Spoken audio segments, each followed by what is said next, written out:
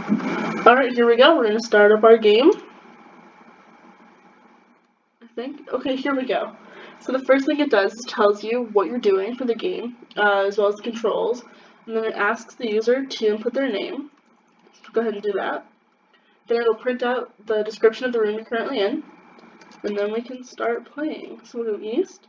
So we'll go on one room over. And then we'll go east again. And then why don't we take an item. And then once we've done that, we can use that item. And we'll go north. And we'll take another item. And then we'll use that item. We'll go another room over. And why not take this item, even though we don't need it. We'll go south. And then we're going to go up.